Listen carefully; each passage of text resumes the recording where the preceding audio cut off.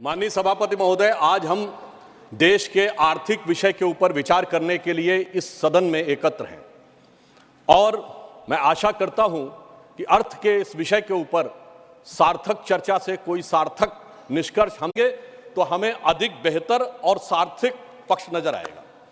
मैं अपने सम्मानित सदस्यों का ध्यान आकर्षित करना चाहता हूं कि इस समय जो ग्रोथ रेट अवेलेबल है, जिसका सोर्स है IMF वर्ल्ड इकोनॉमिक फोरम अक्टूबर 2013।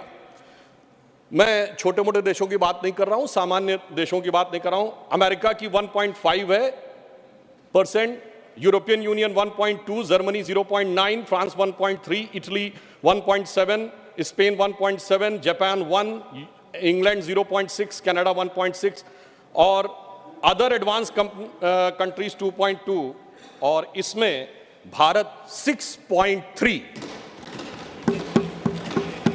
अब ये अक्टूबर 2023 का है और इतना ही नहीं मान्यवर, चुनौतियां कितनी बड़ी हैं इससे समझना चाहिए कि अमेरिका में सिलिकॉन वैली बैंक और सिग्नेचर बैंक, दो बड़े बैंक डिफॉल्टर हो गए। चाइना में वहां की सबसे बड़ी रियल एस्टेट कंपनी एवरग्रांड डिफॉल्टर हो गई। यह सामान्य बात नहीं है। दुनिया के दो बड़े देशों में इतनी बड़ी आर्थिक चुनौतियां हैं और उनके बीच में से मैं विनम्रता से पूछना चाहता हूं, हमारे यहां क्या कोई ऐसी स्थिति का आपको कोई उदाहरण मिला है? यह दर्शाता है कि इन विपरीत परिस्थितियों में हम किस प्रकार से आगे जा रहे हैं। अभी माननीय डेरेक ओब्रायन जी ने जो बात कही थी मनरेगा के संदर्भ में, तो मैं ये भी जरूर स्मरण कराना चाहता हूं कि भारत सरकार ने जो जानकारियां मांगी थी वो भी किस रूप में पश्चिम बंगाल की सरकार ने दी है, वो भी सामने आ जाता तो और भी बेहतर था। अब मैं ये बताना चाहता हूं कि भारत के बारे में, जब अगर IMF ने कहा है कि इंडिया की प्रोजेक्टेड ग्रोथ रेट 11.5% होगी, चाइना की 8% हो सकती है, यूएस की 5.1, ये वर्ल्ड इकोनॉमी को लीड करेंगे। अर्थात अब हम वर्ल्ड इकोनॉमी के लीडर के रूप में उभर कर सामने आते जा रहे हैं। और ये क्यों हुआ है? ये इसलिए हुआ है कि माननीय प्रधानमंत्री श्री नरेंद्र मोदी जी ने पिछले 9 वर्षों में जिस प्रकार की व्यवस्थित नीतियां बनाई हैं। मुझे स्मरण है कि जब जनधन अकाउंट खोलने की बात आई थी तो उस समय बहुत से अधिकारी वर्ग और व्यवस्था का वर्ग ये मानने को तैयार ही नहीं था कि इतने जनधन अकाउंट खोले जा सकते हैं।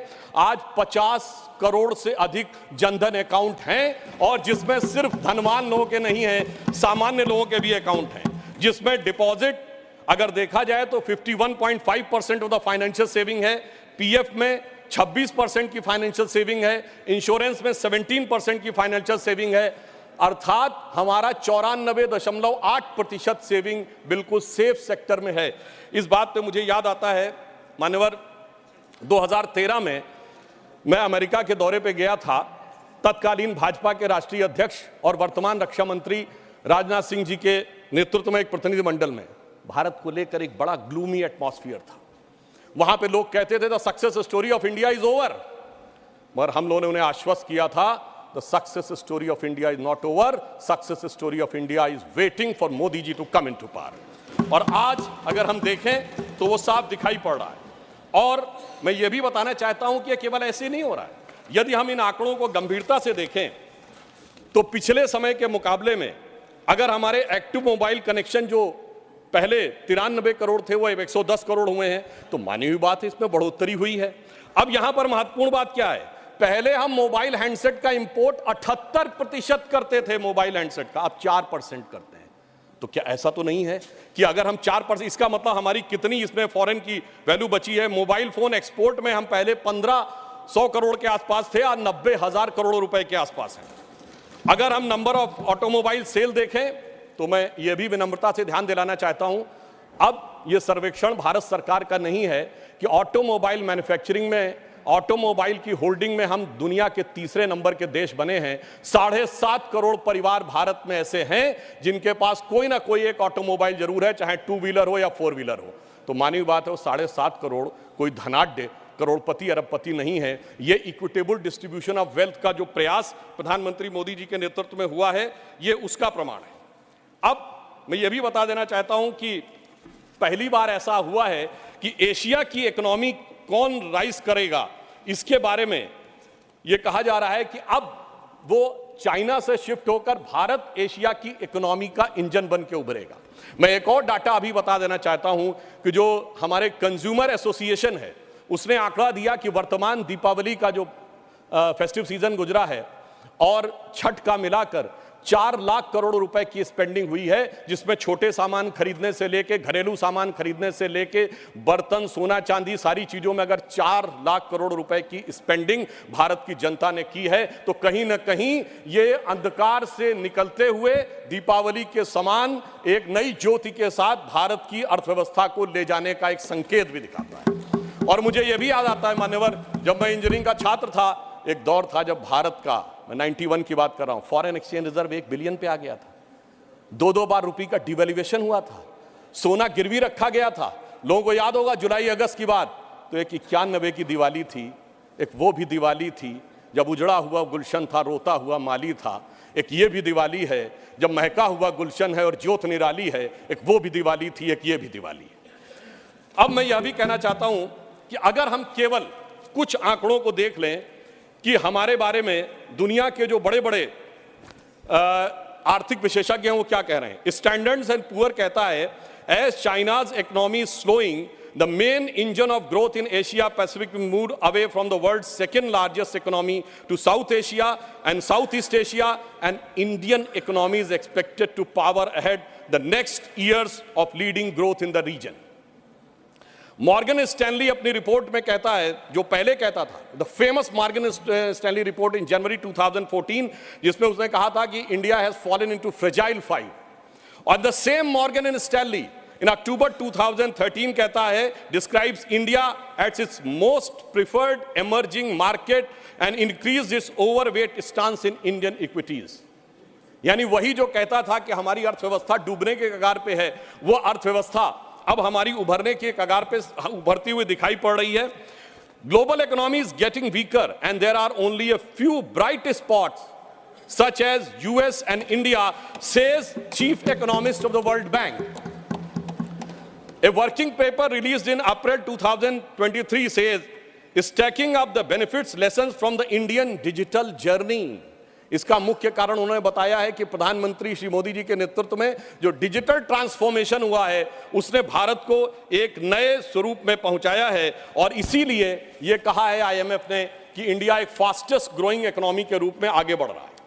और यह केवल ऐसे ही नहीं हुआ है। अगर आपने देखा कि लास्ट मंथ में फिच ने अपनी रेटिंग भारत की एक्सपेक्टेड ग्रोथ रेट 5.5 से बढ़ाकर 6.2 कर दी और चाइना की 5.2 से घटाकर 4.5 कर दी। इसीलिए मैं सिर्फ मेजर इकोनॉमी से कंपैरिजन कर रहा हूं। यह दर्शाता है कि दुनिया किस हालात में है और मोदी जी के नेतृत्व में हम किस हालात में हैं, इसे समझने की जरूरत है।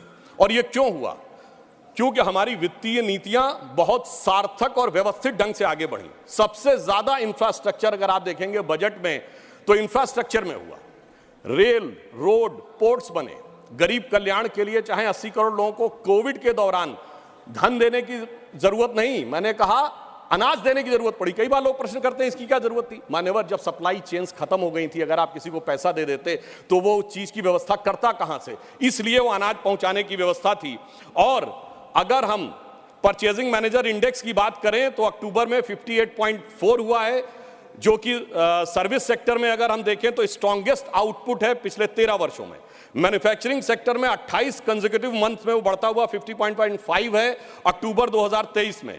और डोमेस्टिक एयर ट्रैफिक में 11% की बढ़ोतरी हुई है अक्टूबर 2023 में। अब मैं अपने विपक्ष के सम्मानित सदस्यों के संज्ञान में लाना चाहता हूं, अगर एयर ट्रैफिक में बढ़ोतरी हो रही है तो मानी हुई बात है अर्थव्यवस्था में कुछ ना कुछ सुधार दिखाई पड़ रहा होगा। इसी कारण से यह दिखाई पड़ रहा है। सितंबर 2023 में जो इंडस्ट्रियल प्रोडक्शन है वो 5.8% की ग्रोथ के साथ लगातार ग्रोथ कर रहा है, जो अगस्त के अनुसार, अगस्त की तुलना से अगर पूरे देखें तो विगत 14 महीनों में सबसे अधिक है। अब अगर ओवरऑल एक्सपोर्ट देखें तो अक्टूबर में 9.43% ईयर ऑन ईयर बेसिस के ऊपर बढ़ा हुआ है, जो $62.26 बिलियन के आसपास पहुंचा है। सर्विसेज ट्रेड सरप्लस एक्सपोर्ट में हम 22% की वृद्धि करते हुए दिखाई पड़ रहे हैं। अक्टूबर 2023 का डाटा है।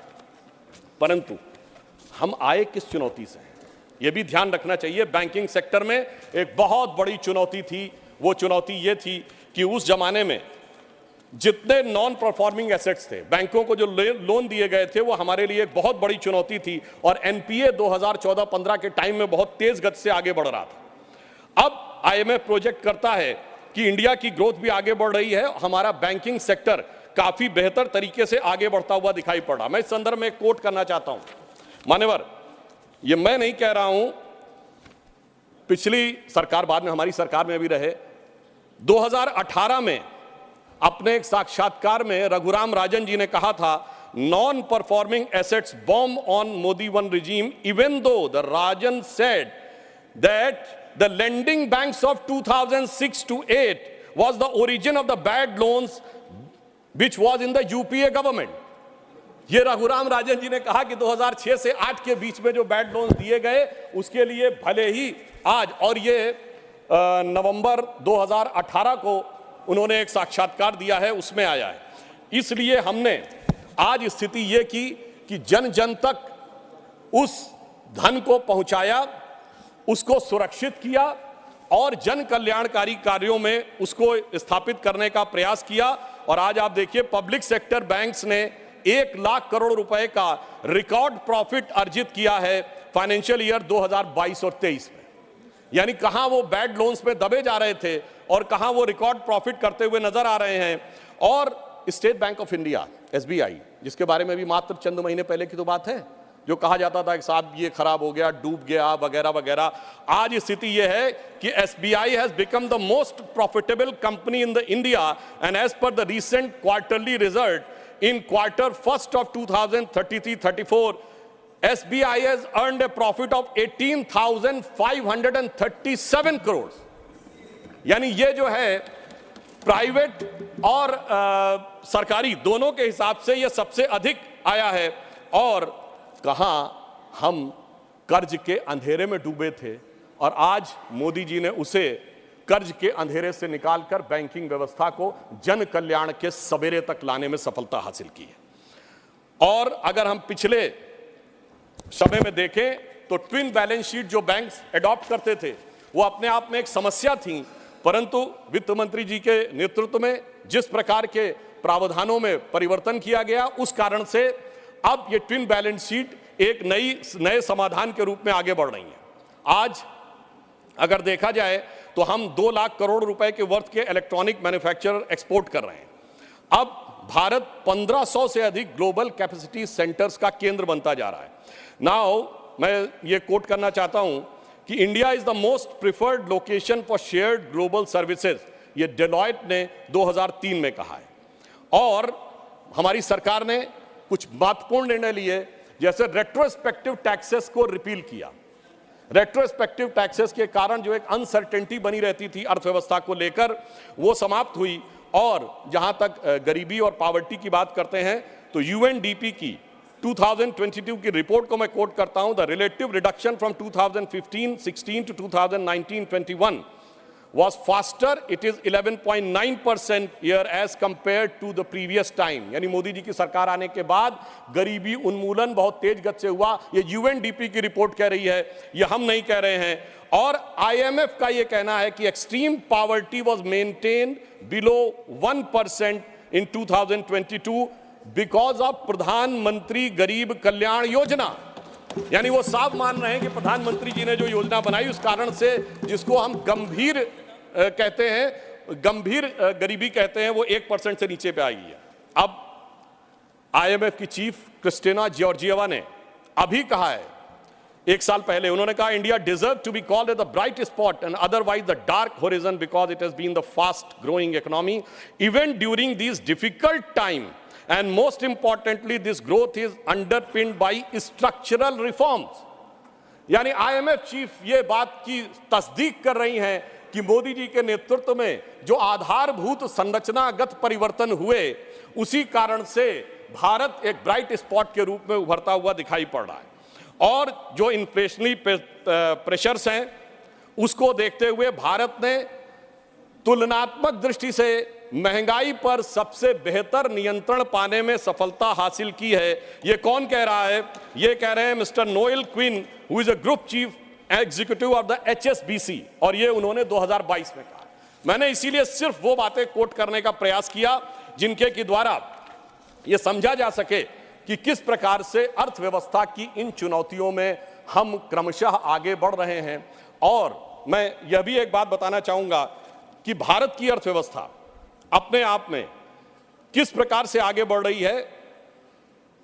मैं एक कोट करना चाहता हूं, एक नोबेल प्राइज विनर हैं, स्टैनफोर्ड यूनिवर्सिटी के professor, his name is Michael Spence, जिन्होंने 2022 में कहा, quote, the global economy is undergoing a regime change today. India is outstanding performer now. It's a powerhouse of digital and life science realms. It is thriving digital ecosystem, and India is instead a digital system replacing existing retail systems. Entrepreneurs, companies, and are building solution to integrate existing and sometimes very small retail business into a digitally enabled supply chains, making them more effective. अर्थात विश्व का जो आधुनिक supply chain व्यवस्था है, जो आधुनिक infrastructure है, उसको मोदी जी के नेतृत्व में जो डिजिटल ट्रांसफॉर्मेशन हुआ है, उसने एक बड़ा परिवर्तन लाने की स्थिति बनाई है। अब मैं यहां पर यह कहना चाहता हूं कि वर्तमान समय में यदि हम देखें तो हमने उस जिम्मेदारी का निर्वाह किया है कि गरीब के पास जरूरत पड़ने पे जीवन की आवश्यकताएं भी रहीं, विकास के नए सोपान भी बनते रहे, रेलवेज का मॉडर्नाइजेशन हो, 90% से अधिक इलेक्ट्रिफिकेशन हो गया हो, 70 से अधिक एयरपोर्ट बन गए हो, भारत चीन सीमा के ऊपर हैवी इंफ्रास्ट्रक्चर का निर्माण हो, वो भी किया है, कोविड वैक्सीन भी सबके लिए उपलब्ध कराया है। और इसके बावजूद आज पहली बार ऐसा मौका है जब G20 और G7 कंट्रीज में हम दुनिया में सबसे बेहतर स्थिति में नजर आ रहे हैं। मुझे लगता है कम से कम ईमानदारी से इस बात को समझने का प्रयास करना चाहिए। परंतु ये जानते हैं क्यों हुआ है? कारण यह है कि प्रधानमंत्री श्री नरेंद्र मोदी जी इस बात को भली भांति उन्होंने समझा कि उनका धन को किस मार्ग से व्यय करना चाहिए। मैं कोट करता हूं, हमारे धर्मशास्त्रों में कहा गया है, धनात् धर्मः तथा सुखम। धन वही सुख का कारक होता है जो धर्म के मार्ग से व्यय होता है। यानी जो जिसका धर्म है उसको सही दिशा में, गरीब के लिए, विकास के लिए। मगर क्या बताएं मान्यवर, जो लोग धर्म के समूल नाश का संकल्प लेते हो, उनके लिए जो संपत्ति है वो भी विपत्ति बन जाती है और वो सुख कारक बनने के रास्ते पर नहीं चल पाती है। परंतु मैं कहना चाहूंगा कि मोदी जी के नेतृत्व में उन्होंने जैसी युक्ति बनाई है, उस कारण से जो आर्थिक विपत्ति थी वो अब संपत्ति की तरफ बढ़ती हुई नजर आ रही है। अब यहां पर मैं एक और बात भी कहना चाहूंगा मान्यवर, कई बार लोग ये कहते हैं कि साहब आप लोग आर्थिक विषय की बात करते हैं, मगर मैं ध्यान दिलाना चाहूंगा कई बार आर्थिक विषयों की बात करते करते लोग किसी दूसरे विषय पे चले जाते थे। मैं ये याद दिलाना चाहता हूं कि एक दौर था मान्यवर जब भारत की अर्थव्यवस्था का मजाक उड़ाया जाता था। क्या कहा जाता था? ये 2% से ऊपर कभी ग्रो ही नहीं कर सकते। इसको कहा जाता, this is the Hindu growth rate. ये कह के हमारा मजाक उड़ाया जाता था कि ये कभी 2% से ऊपर ग्रो नहीं कर सकते मान्यवर। मगर जब से हम लोग आए हैं, यानी जो लोग कहते हैं कि उन्हें हिंदू ग्रोथ रेट ज्यादा अच्छी लगती थी, अब ये 7.8% की हिंदुत्व की ग्रोथ रेट है, क्योंकि अब वो लोग आए हैं जो हिंदुत्व में विश्वास करते हैं। और मैं ये भी एक याद दिलाना चाहता हूं, इसे कोई संयोग माने या दैवयोग माने, मान्यवर जब भारत स्वतंत्र हुआ, इस बार की दीपावली के लिए मैं एक और बात भी कहना चाहूंगा, एक नया परिवर्तन भारत का जानते कैसे आया? ये सब कुछ जनता के सहयोग, समर्थन और मोदी जी की युक्ति के साथ तो हो ही रहा है। एक नया स्वरूप भी भारत का उभर रहा है। वो क्या है? जब मान्यवर देश आजाद हुआ तो उस समय भारत की अर्थव्यवस्था पे ताला लगा हुआ था। हमारे तुरंत विपक्षी लोग कहते साहब कुछ था नहीं, बहुत कुछ हम कर नहीं सकते थे। और जब ताला खुला उस समय श्री राम लला विराजमान भी ताले में ही थे। जैसे ही राम मंदिर का आंदोलन शुरू हुआ, अर्थव्यवस्था के अंदर भी नया परिवर्तन शुरू हुआ। 90 से 92 का ही दौर है अर्थव्यवस्था में भी बदलाव का, भारत की अर्थव्यवस्था के खुलने का, भारत की राजनीति की व्यवस्था के भी बदलने का। और यही वो दौर है जिस समय विवादित ढांचा भी गिरा और नेहरूवियन मॉडल भी समाप्त हुआ। यानी अगर आप देखें तो वो दौर था जब फॉरेन एक्सचेंज रिजर्व भी 1 बिलियन पे था। परंतु मैं ये याद दिलाना चाहता हूं, कुछ लोग लगेगा ये तुलना है क्या, तो मैं ये भी याद दिलाना चाहता हूं, उसके बाद एक बड़ा दौर आया जब 2003-4 में, आप याद करिए, हम करंट अकाउंट सरप्लस कंट्री बने। 2003-4 के चौथे क्वार्टर में हम सबसे तेजी से बढ़ने वाली अर्थव्यवस्था हुई और इंडिया सक्सेस स्टोरी 2003-4 में कही जाने लगी। यही वो दौर था जब खुदाई हुई और 70 खंबे निकले थे, जहां से साबित हो गया था कि श्री राम लला विराजमान के पास ही वो मंदिर है। अब आप आइए साहब, उसके बाद 2019 में जब जजमेंट आया तो तब 1 बिलियन था, जब खंबे निकले तो फॉरेन एक्सचेंज रिजर्व 100 बिलियन था, अब मोदी जी के नेतृत्व में 500 बिलियन पहुंच गया। और इतना ही नहीं मान्यवर, अब जब राम मंदिर बनने जा रहा है तो हम 5वीं बड़ी अर्थव्यवस्था है, चौथे बड़े स्टॉक एक्सचेंज है, तीसरे बड़े ऑटोमोबाइल मैन्युफैक्चरर हैं, दूसरे बड़े मोबाइल के मैन्युफैक्चरर हैं, इंफ्रास्ट्रक्चर में इन्वेस्ट करने वाले हम नंबर 1 के देश हैं, और चांद के अछूते कोने को छूने वाले देश भी बन गए। और अब अगर आप देखें तो हम G20 में सबसे ऊपर बढ़ते चले जा रहे हैं। ये कह के मैं सिर्फ ये बताना चाहता हूं, कुछ ऐसे संयोग होते हैं जिनको देखने के लिए एक अलग दृष्टि चाहिए, जिसके लिए रामचरितमानस में एक चौपाई है कि सुमति कुमति सबके उर रही, यानी अच्छी मति और बुरी मति सबके मन में रहती है। नाथ पुराण निगम यह कहीं, ये पुराण और उपनिषद ये बताते हैं, और जहां सुमति तहां संपत्ति नाना, जहां कुमति तहां विपत्ति निधाना। तो इसलिए जो जो हम धनात धर्मात तथा सुखम की दृष्टि के साथ संपत्ति बढ़ते गए, वहां इस देश में संपत्ति आती गई। On the lighter note and on the serious note मैं ये भी कहना चाहूंगा, हम सब चाहते हैं कि भारत वर्ल्ड की नंबर 1 की इकोनॉमी बने और मां लक्ष्मी की कृपा इस देश पे बनी रहे, पर मां लक्ष्मी भी कमल पर ही विराजती हैं। और मैं अंत में ये कहना चाहता हूं कि इस बात को भली भांति समझ लीजिए, आप जितने आरोप प्रत्यारोप मोदी जी के ऊपर लगाते हैं, आप देखिए पूरी दुनिया में एक सुनामी आई हुई है। चाइना अमेरिका जैसे देश जूझ रहे हैं। ब्रिटेन में यह कहा जाता है कि जब जाड़े का मौसम आ गया है कि they have hardly money either to heat और टू ईट, यानी या तो खा लो या बिजली का बिल पेमेंट कर लो। उस दौर में मैं अगल बगल वालों की बात नहीं कर रहा हूं कि श्रीलंका और पाकिस्तान में क्या हो गया। जनाब, हमारा कैप्टन कितनी कुशलता के साथ इस सुनामी से भरी लहरों में लेके जा रहा है, मगर क्या कह रहे हैं विपक्ष वाले, अरे अगल बगल के पलटे जहाजों को मत देखो, दूर दराज के डहते जहाजों को मत देखो, ये जहाज के अंदर मुझे कुछ हिचकोले क्यों नजर आ रहे हैं उसके ऊपर देखो। तो मैं उनके लिए कहना चाहूंगा अपनी सरकार की तरफ से, और देखिए ये भी एक संयोग है, जब मैंने राम मंदिर की बात कही, संयोग से इस समय हमारी वित्त मंत्री जी के नाम में भी सीता भी है, रमण भी है और निर्मल भी है, यानी नई दिशा में आगे बढ़ रहे हैं। तो हम मोदी जी की तरफ से आपको एक लाइन कहना चाहेंगे अर्थव्यवस्था पे, जो आप लोग कहते हैं कि हमें इल्जाम मत दीजिए, बहुत अफसोस होता है। हमें इल्जाम मत दीजिए, बहुत अफसोस होता है। बड़ी तरकीब से कश्ती यहां तक लेके आए हैं, बदल देते हैं हम दरिया की लहरें अपनी हिम्मत से, आंधियों में भी अक्सर चिराग हमने जलाए। और फिर मैं एक बिंदु और कहकर, एक पंक्ति और कह के बात को समाप्त करता हूं। G20 में जो लोगों ने देखा उससे बहुत साफ दिखाई पड़ रहा है कि अब हमारे साथी समझ पाए न समझ पाए, भारत की जनता उसे समझ रही है और वो उत्तरोत्तर उस दिशा में आगे आ रही है जो नए भारत का स्वप्न मोदी जी के नेतृत्व में साकार होता दिख रहा है। तो मैं ये कहता हूं कि स्वप्न देखा था कभी, वो आज हर धड़कन में है। हम अर्थव्यवस्था के जो स्वरूप में जा रहे हैं, स्वप्न देखा था कभी, वो आज हर धड़कन में है। एक नया भारत बनाने का इरादा मन में है और बढ़ रहे हैं हम प्रगति की ओर, उस रफ्तार से कर रहा है विश्व भी हमको नमन उस पार से। धन्यवाद।